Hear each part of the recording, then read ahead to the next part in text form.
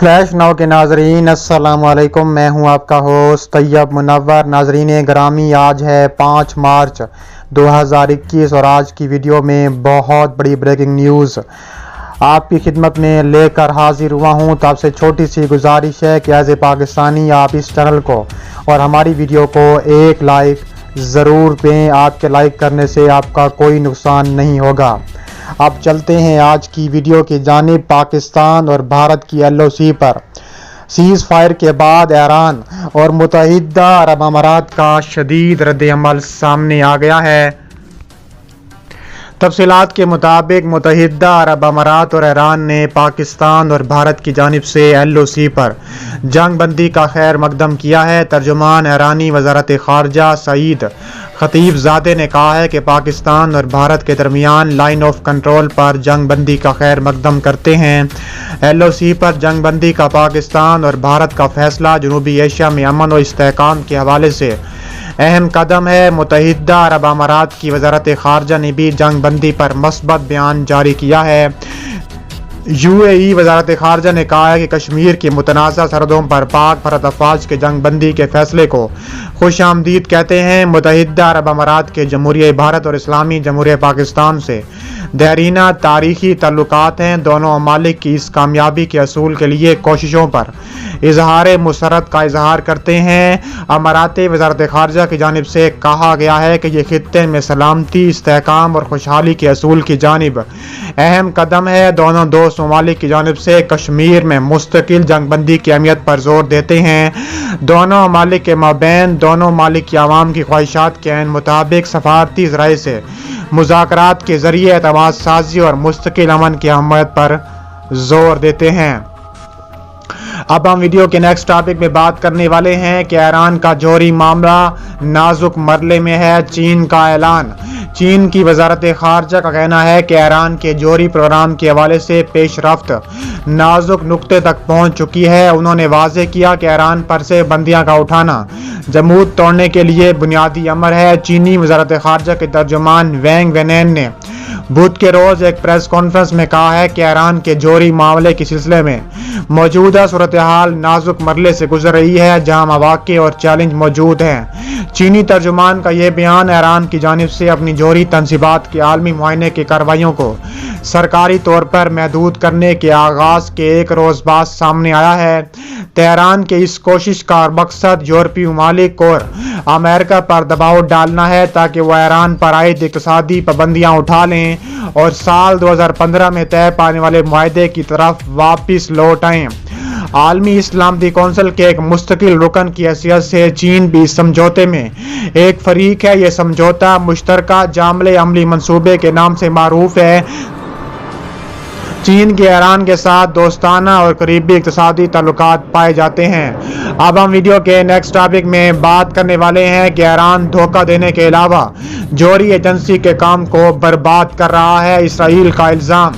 اسرائیل نے ایران پر الزام عائد کیا ہے کہ وہ ایٹمی توانائی کی عالمی ایجنسی کا عمل تباہ کر رہا ہے۔ اسرائیلی وزیر خارجہ غابی اخشاجی نے آج بدھ کے روز ایک بیان میں کہا ہے کہ ایران کی جانب سے افزودہ یورینیم کی ذخیرہ اندوزی جاری ہے۔ وہ جوہری ہتھیاروں تک پہنچنے کا عمل خفیہ رکھ کر دھوکہ دے رہے ہیں۔ علاوہ ازیں ایٹمی توانائی کی عالمی ایجنسی کے معائنے کا باقی ماندہ عمل برباد کرنے کے در پر ہے۔ آشکناری کے نزدیک تہران کے انتہا پسندانہ اقدامات فوری بین الاقوامی رد عمل کا تقاضا کر رہے ہیں۔ انہوں نے کہا ہے کہ ایران کی جانب سے جوہری تنصیبات کے معائنے کی کارروائیوں میں رکھنا ڈالنا اور اضافی پروٹوکول پر عمل درآمد روکنا یہ انتہائی پسندانہ اقدامات اور تمام سرخ لکیروں سے تجاوز ہے اور ان سرخ لکیروں کو عالمی برادری نے وضع کیا تھا۔ اشکنازی نے 2 ٹوک بیان میں واضح کیا ہے کہ ہم ایران کو جوہری ہتھیار حاصل کرنے کی اجازت کبھی نہیں دیں گے۔ گزشتہ روز اسرائیلی وزیر اعظم بنجامن نیتن یاہو نے اس بات پر زور دے چکے ہیں کہ ان کا ملک ایران کو جوہری ہتھیار حاصل نہیں کرنے دے گا۔ ایران نے ایٹمی توانائی کی عالمی ایجنسی کی جانب سے اپنی جوہری تنصیبات کے معائنے کی کارروائیوں کو محدود کرنے پر گزشتہ روز عمل شروع کر دیا ہے۔ دوسری جانب ایجنسی کا کہنا ہے کہ تہران کے پاس اس وقت 20% کے تناسب سے افزودہ 17 کلو گرام گرام یورینیم ہے، وہ اس سے ہر ماہ 15 کلو گرام یورینیم تیار کر رہا ہے۔ ایجنسی نے تصدیق کی ہے کہ ایران کے پاس ذخیرہ شدہ افزودہ یورینیم کی مقدار ایجنسی کی جانب سے اجازت یافتہ حد سے 14 گنا زیادہ بتائی جا رہی ہے۔ اب ہم ویڈیو کے نیکسٹ ٹاپک میں بات کرنے والے ہیں کہ مصر روس سے لڑاکا جیٹ نہ خریدے، امریکہ کا انتباہ جاری کر دیا گیا۔ امریکہ نے ایک بار پھر مصر کے روس سے لڑاکا جیٹ خرید کرنے کے معاملے پر باضابطہ طور پر اپنی تشویش کا اظہار کر دیا ہے۔ امریکی وزیر خارجہ اینٹونی بلنکن نے کہا ہے کہ ہم منصب سامع شکری سے ٹیلی فون پر گفتگو کی ہے اور انہیں روس سے لڑاکا جیٹ خریدنے کے معاملے پر امریکہ کی تشویش سے آگاہ کر دیا ہے۔ امریکی محکمہ خارجہ کے ترجمان نیڈ پرائس نے ایک بیان میں کہا ہے کہ سیکرٹری خارجہ نے انسانی حقوق کے بارے میں اپنی تشویش کا اظہار کیا ہے جو امریکہ اور مصر کے دو طرفہ تعلقات میں مرکزی حیثیت رکھتے ہیں۔ انہوں نے مصر کے روس سے Su-35 سخوئی لڑاکا جیٹ خرید کرنے پر تشویش ظاہر کی ہے۔ امریکہ مصر کے علاوہ ترکی پر بھی یہ دباؤ ڈال رہا ہے کہ وہ روس سے لڑاکا جیٹ نہ خریدے۔ اگر یہ دونوں ممالک یا امریکہ کا کوئی اور اتحادی روس سے لڑاکا طیارے خرید کرتا ہے تو ان کے خلاف امریکہ کا پابندیوں کا نظام فعال ہو جائے گا اور ان پر پابندیاں عائد کر دی جائیں گی۔ بلنکن نے سامع شکری سے گفتگو میں امریکہ اور مصر کے درمیان مضبوط تظاہراتی شراکت داری کی اہمیت پر روشنی ڈالی ہے۔ بالخصوص انہوں نے سیکیورٹی اور انسداد دہشت گردی کارروائیوں میں تعاون سمیت علاقائی امور کے بارے میں تبادلہ خیال کیا ہے۔ نیڈ پرائس کے بقول دونوں وزرائے خارجہ نے لیبیا میں اقوام متحدہ کی نگرانی میں امن بات چیت اور مشرق وسطیٰ میں امن عمل کے بارے میں بھی گفتگو کر دی ہے۔